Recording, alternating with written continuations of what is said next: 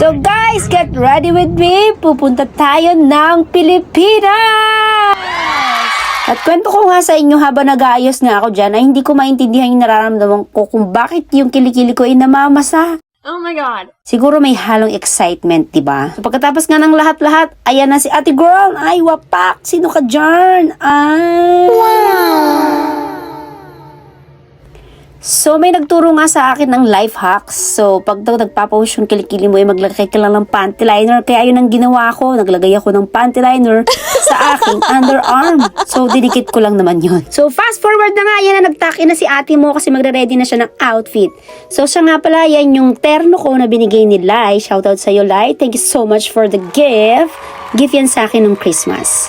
At syempre pagkatapos nga nung kailangan ko magsapatos dahil nga syempre aalis na si ate girl. At inaantay ko na nga yung aking service na si Alif, my friend. So ayan ang aking mga bagahe. At nung dumating na nga si Alif ang aking kaibigan, meet my friend, Alif, isa po siyang Bangladesh. So Mario Joseph Garapones, tignan nyo naman ang daan, ang dami, nakakalito. So kung hindi ka talaga sanay dyan sa airport, malilito ka. Siyempre, di mo alam kung saan ka mag-i-exit. Diyos ko, buti na lang yung aking kaibigan na si Alip marunong. At kung mapapansin nyo nga yung umuusok ang aking mga bibig, Diyos ko, wow, marimla. Sa mga panahon na yan, parang negative 17 ata no mga oras na yan. So, dyan kami sa may airport na parking lot. Dyan ako binaba ni Alip. So, yahatid lang niya ako papasok ng airport. And then, mag-aantay lang siya ng konti. At uuwi na rin siya pagkatapos kong mag-board. Shout out to you, Alip. Thank you so much for being there for us. Na isa kang mabuting kaibigan. At yan na nga, nung nakarating na ako ng airport, tinignan ko na ang karatula ng airport na kung anong oras yung flight ko, kung sigurado bang uuwi ako ng Pilipinas o hindi. Ayun, sa awa naman ng Diyos, tama ang aking desisyon. Ngayong araw, uuwi nga ako papuntang Pilipinas. At pagkatapos nga nun, diretso na ako sa may check-in luggage. So, niready ko na yung mga gamit ko. At finally, hihinga ka na ng maluwag. So, yun, may boarding pass na tayo. So, totoo nga ang balita. Makakauwi na ng Pilipinas si ate girl mo.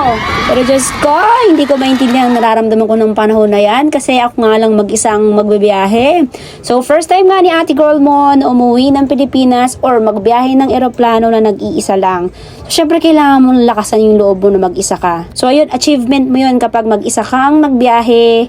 Well, syempre, strong independent woman nga to, no? Chares! Pero syempre, pinapalakas ko lang yung loob ko, no? Mga panahon na yan. May halong excitement, halong kung ano-ano halos parang gusto mong matain na hindi mo maintindihan, charot! At nung makapasok na nga kami sa boarding, ayan na, papasok na po kami sa aming eroplano.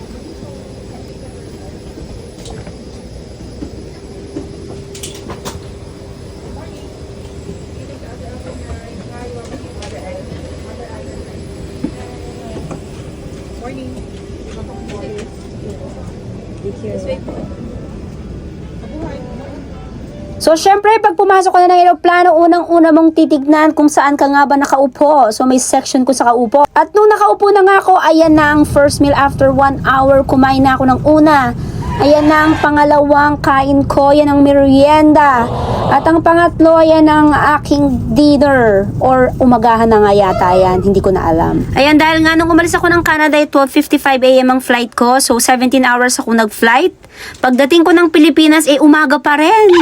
Tama kayo ng dinig. Umaga ako umalis, dumating din ako ng umaga sa Pilipinas. Dahil nga ang time difference natin sa Canada ay 13 hours.